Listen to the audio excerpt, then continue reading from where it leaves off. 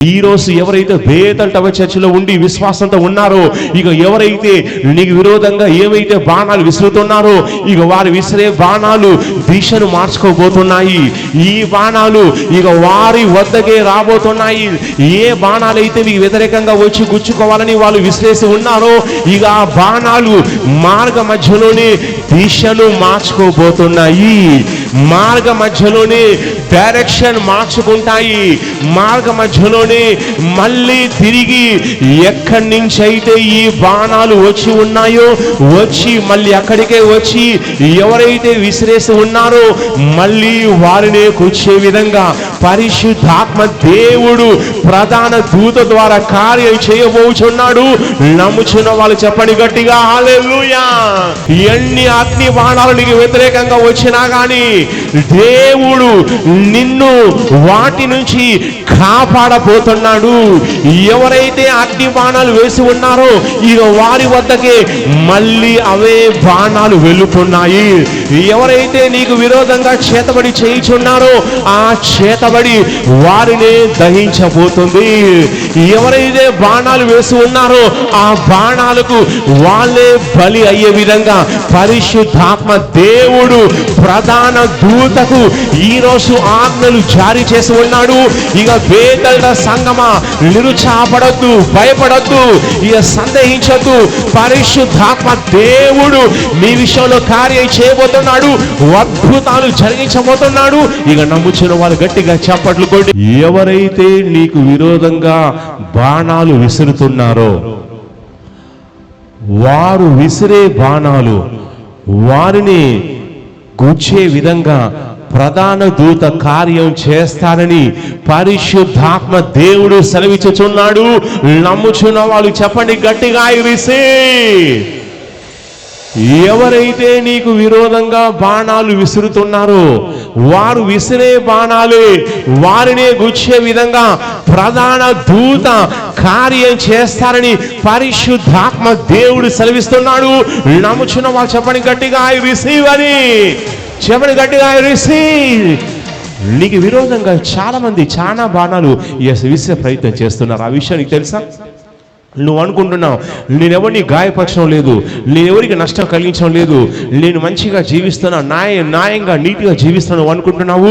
కానీ ఈ సాతాను నీ కుటుంబంలో కానీ నీ బంధువర్గంలో కానీ ఎక్కడ ఏదో చోట నీకు విరోధంగా కొంతమంది నియమించే ప్రయత్నం చేస్తారు. వాళ్ళు ఏం చేస్తారంటే బాణాలు విసురుతున్నారు. ఇవేం బాణాలంటే ఈ సప్పుల బాణాలు కావచ్చు, రోగాల బాణాలు కావచ్చు, నష్టాల బాణాలు, లేక నీ కుటుంబాన్ని నాశనం చేసే బాణాలు, రకరకాల బాణాలు సాతాను మనుషుల ద్వారా విసిరే ప్రయత్నం చేస్తున్నాడు.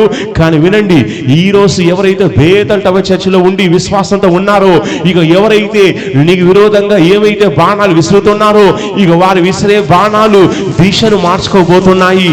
ఈ బాణాలు ఇక వారి వద్దకే రాబోతున్నాయి. ఏ బాణాలైతే మీకు వ్యతిరేకంగా వచ్చి గుచ్చుకోవాలని వాళ్ళు విసిరేసి ఉన్నారో ఇక ఆ బాణాలు మార్గ మధ్యలోనే దిశను మార్చుకోబోతున్నాయి.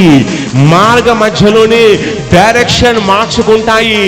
మార్గ మధ్యలోనే మళ్ళీ తిరిగి ఎక్కడి నుంచి అయితే ఈ బాణాలు వచ్చి ఉన్నాయో వచ్చి మళ్ళీ అక్కడికే వచ్చి ఎవరైతే విసిరేసి ఉన్నారో మళ్ళీ వారినే కూర్చే విధంగా పరిశుద్ధాత్మ దేవుడు ప్రధాన దూత ద్వారా కార్యం చేయబోచున్నాడు. నమ్ముచున్న వాళ్ళు చెప్పండి గట్టిగా హల్లెలూయా. చెప్పండి గట్టిగా హల్లెలూయా. సే హల్లెలూయా. ఎఫెసీ పత్రిక 6వ అధ్యాయము 16వ వచనం చూడండి. ఇవన్నీ గాక విశ్వాసమను డాలు పట్టుకొనిడి దానితో మీరు దుష్టుని అగ్ని దుష్టుని యొక్క అగ్ని బాణములన్నిటినీ ఆర్పుటకు శక్తిమంతులగుదురు. వాక్యం తెలియజేస్తుంది. ప్రభునందు బలవంతులే ఉండుడి, ఆయన మా శక్తిని బట్టి బలవంతులే ఉండుడి. ఎందుకనగా మీరు పోరాడేది రక్త మాంసంతో కాదు, ప్రధాన దురాత్మలతోనూ అంధకార శక్తులతోనూ ఆకాశ మండలం ఉన్నటువంటి దురాత్మల సమూహంతో మీరు పోరాడుచున్నారని సెలవిస్తూ ఏం చెప్తున్నంటే ఎస్ ఇవన్నీ కాక మీరేం చేయాలంటే ఎస్ బైబిల్ తెలిసి విశ్వాసమైన డాలను పట్టుకోవాలి. సాతాను ఏం చేస్తారంటే అగ్ని బాణాలు వదులుతారండి. సాతాను అగ్ని ఉందా? ఎస్ ఉంది. ఇక్కడ బైబిల్ తెలియజేస్తుంది దుష్టుని యొక్క అగ్ని బాణాలన్నిటిని కూడా ఆర్పడానికి సాతాను ఏం చేస్తారంటే మనుషుల ద్వారా కొన్ని అగ్ని బాణాలు రిలీజ్ చేసే ప్రయత్నం చేస్తాడు. ఎస్ కొన్నిసార్లు చేతవ రూపంలో వస్తుంది, కొన్నిసార్లు మోస రూపంలో, కొన్నిసార్లు రోడ్డు ప్రమాదం, రకరకాల రూపంలో సాతాను ఏం చేస్తారంటే అగ్ని బాణాలు నీ వైపు వదిలే ప్రయత్నం చేస్తాడు. నువ్వు ఉద్యోగం చేస్తున్నావా? అయితే నీ ఉద్యోగంలో అగ్ని బాణాలు. వ్యాపారం చేస్తున్నావా? వ్యాపారంలో అగ్ని బాణాలు. కుటుంబంలో ఉన్నావా? ఎవరి ద్వారానే సరే ఎస్ మాట రూపంలో, చేత రూపంలో, క్రియల రూపంలో ఏదో విధంగా ఏదో అగ్ని బాణం నీకు వ్యతిరేకంగా దుష్టుడు దురాత్మలు రిలీజ్ చేసే ప్రయత్నం చేస్తూ ఉంటారు. అయితే చాలా మంది విశ్వాసులు అగ్ని బాణాలకు బలైపోతున్నారు. అందుచేతని నీకు సమస్యలు, అందుచేతని నీకు రోగాలు, ఆర్థిక సమస్యలు, సంకటాలు, అప్పులు, చేతవళ్ళు, నొప్పులు, ఆసుపత్రి ఖర్చులు ఇవన్నీ ఎందుకు సంభవిస్తున్నావు అంటే దురాత్మలు వేసేటువంటి అగ్ని బాణాలు వచ్చి నిన్ను గుచ్చుకుంటున్నాయి. వాడు బాణం వేసినప్పుడు నీ లివర్ని గుచ్చుకోగానే నీ లివర్ డ్యామేజ్ అవుతుంది, కిడ్నీ గుచ్చుకోగానే కిడ్నీ డ్యామేజ్ అవుతుంది. ఎక్కడైతే ఈ అగ్ని బాణం వచ్చి పడుతుందో అక్కడ డ్యామేజ్ అయ్యే ప్రమాదం జరుగుతుంది. కానీ వినండి, ఈరోజు పరిశుద్ధాత్మ దేవుడు నీతో సెలవిచ్చే మాట ఏంటంటే నీకు విరోధంగా ఎన్ని అగ్ని బాణాలు వచ్చినా గానీ, నీకు విరోధంగా ఎంతమంది అగ్ని బాణాలు విసిరే ప్రయత్నం చేసినా గానీ పరిశుద్ధాత్మ దేవుడు నీతో సెలవిచ్చే మాట ఏంటంటే ఈ అగ్ని బాణాలన్నీ కూడా ఆర్పడానికి కావలసిన విశ్వాసాన్ని నీకు ఇస్తాడు. అందుకే విశ్వాసం అనేటువంటి డాలు పట్టుకోవాలి. అందుకే సంఘానికి రావాలి. చాలా మంది నేను సంఘానికి రాను, ఇంట్లో కూర్చుంటాను, నాకు స్వస్థ రావాలి, నాకు అద్భుతం జరగాలంటే కుదరదు. విశ్వాసం కలిగి ఉండాలి. ఎవరైతే విశ్వాసంతో ప్రభు వద్దకు వస్తారో, సంఘానికి వస్తారో, ఆ విశ్వాసం ద్వారా పరిశుద్ధాత్మ దేవుడు కార్యాలు చేస్తాడు. నీ విశ్వాసం ఏం చేస్తుందంటే ప్రధాన దూతను రెచ్చగొడుతుంది. నీ విశ్వాసం పరలోకాన్ని ఆహ్వానిస్తుంది. నీ విశ్వాసం ద్వారా పరిశుద్ధాత్మ దేవుడు ఓకమించిన కార్యాలు చేస్తాడు. ఎక్కడైతే విశ్వాసం చచ్చిపోతుందో, ఎక్కడైతే సందేహం ఉంటుందో, ఎక్కడైతే అనుమానం ఉంటుందో, ఎక్కడైతే దేవుడు నాకేం చేశాడు, నాకేం జరిగిందని ఎవరైతే అనుకుంటూ గొనుకుంటూ ఉంటారో ఆ స్థలాల్లో పరిశుద్ధాత్మ దేవుడు మౌనంగా ఉంటాడు. కానీ ఎవరైతే విశ్వాసం కలిగి ఉండి విశ్వాసం అనే డాలును ధరిస్తూ అగ్ని బాణాలు ఎన్ని వచ్చినా కానీ వాళ్ళు సంసిద్ధంగా ఎవరైతే ఉంటారో వారి పక్షంగా ప్రధాన దూత యుద్ధం చేస్తాడు. మోషే ఐగుప్తు దేశానికి వెళ్ళినప్పుడు ఫరోతో సవాలు చేసినప్పుడు ఫరో ఏం చేస్తారంటే మోషే వ్యతిరేకంగా ఎంతో మంది మతగాళ్ళు నియమించారు. ఆ విషయం మీకు తెలుసండి. మోషేను ఎలాగైనా సరే చంపేసేయాలి, నాశనం చేసేయాలి. ఈ మోషే ఒక్క లేకపోతే ఇక మిగతా వాళ్ళంతా సైలెంట్ అయిపోతారని ఫరో ఏం చేశారంటే చాలా మంది మాంత్రికులకు జీతాలు ఇచ్చి, డబ్బులు ఇచ్చి, వాళ్ళకు కావాల్సిన బలులు ఇవన్నీ చేంజ్ చేశారంటే మోషే వ్యతిరేకంగా చేతబడి చేయించండి, ఆ మోషేను చంపేసేయండి, ఆ మోషేను మంత్రశక్తులతో కాల్చేయనని ఎన్నో విధాలుగా మంత్రగాళ్ళు నియమించుకున్నాడు. మంత్రగాళ్ళు ఎన్నో ప్రయత్నాలు చేశారు. కానీ ఎన్ని ప్రయత్నాలు చేసినా కానీ మోషే చావలేదు.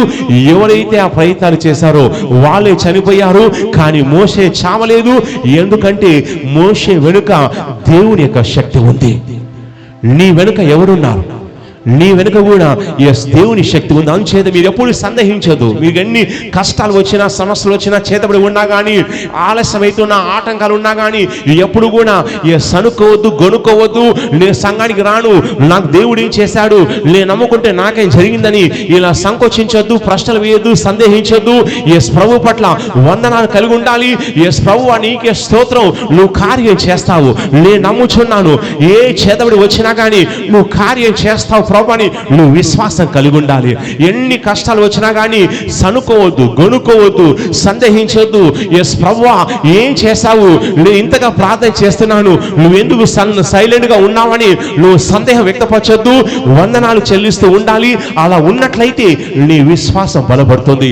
ఎప్పుడైతే నీ విశ్వాసం బలపడుతుందో ఇక పరిశుద్ధాత్మ దేవుడు నీ విశ్వాసం ద్వారా కార్యం చేస్తాడు. ఈ అగ్ని బాణాలు అర్పడానికి నువ్వు శక్తివంతులాగా చేస్తాడు. చేస్తాడు. నువ్వు అనుకుంటున్నావు నాలో శక్తి లేదు, నీ చేతబడి నేను జయిస్తానా, నా వల్ల అవుతుందా, ఎస్ వాళ్ళు ఇది కాకపోతే అది, అది కాకపోతే ఇది, ఏదేదో చేస్తారని నువ్వు అనుకుంటున్నావు. కానీ వినండి, వాళ్ళు ఎన్ని విధాలుగా చేసినా కానీ దేవుడు పరిశుద్ధాత్మ ద్వారా నిన్ను శక్తిమంతుణ్ణి చేయబోతున్నాడు. నీ వెనుక అగ్ని బాణాలను ఆర్పివేసే దూతలను పరిశుద్ధాత్మ దేవుడు నిలబెట్టబోతున్నాడు. అరిసీమ చెప్పండి, ఎన్ని అగ్ని బాణాలు నీకు వ్యతిరేకంగా వచ్చినా గాని దేవుడు నిన్ను వాటి నుంచి కాపాడబోతున్నాడు. ఎవరైతే అగ్ని బాణాలు వేసి ఉన్నారో ఇక వారి వద్దకే మళ్ళీ అవే బాణాలు వెళుతున్నాయి. ఎవరైతే నీకు విరోధంగా చేతబడి చేయుచున్నారో ఆ చేతబడి వారినే దహించబోతుంది.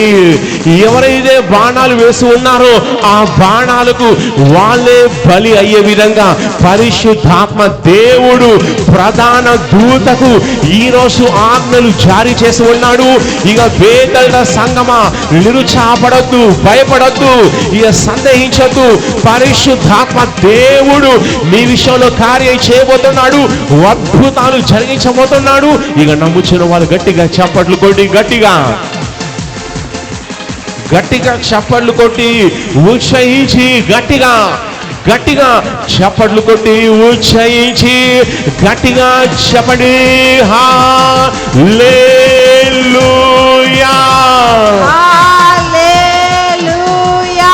నీకు విరోధంగా వచ్చే బాణాలన్నీ పంపిన వారి వద్దకే వెళ్తాయని ప్రవచిస్తున్నాను. చెప్పండి గట్టిగా, ఐ రిసీవ్. ఎవరైతే బాణాలు విసిరేసి ఉన్నారో, ఎవరైతే చేతబడి చేసి ఉన్నారో వాటికి వారే బలైపోతారని ప్రవచిస్తున్నాను. చెప్పండి గట్టిగా, ఐ రిసీవ్.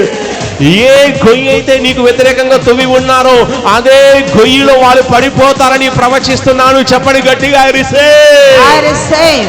నీ వ్యాపారం డిస్టర్బ్ చేయాలని ఎవరైతే ప్రయత్నం చేశారో వారి వ్యాపారమే డిస్టర్బ్ అవుతుందని ప్రవచిస్తున్నాను. చెప్పండి గట్టిగా, ఐ రిసీవ్. నీ సేవను డిస్టర్బ్ చేయాలని ఎవరైతే కంకణం కట్టుకున్నారో వారి సేవనే డిస్టర్బ్ అయిపోతుందని ప్రవచిస్తున్నాను. చెప్పండి గట్టిగా, ఐ రిసీవ్. నీవు చల్లా చెదురు కావాలని ఎవరైతే ప్రయత్నాలు చేస్తున్నారో వారే త్వరలోనే చల్లా చెదురైతారని ప్రవచిస్తున్నాను. చెప్పండి గట్టిగా, రిసీవ్. చెప్పండి గట్టిగా, హల్లెలూయా. సే హల్లెలూయా.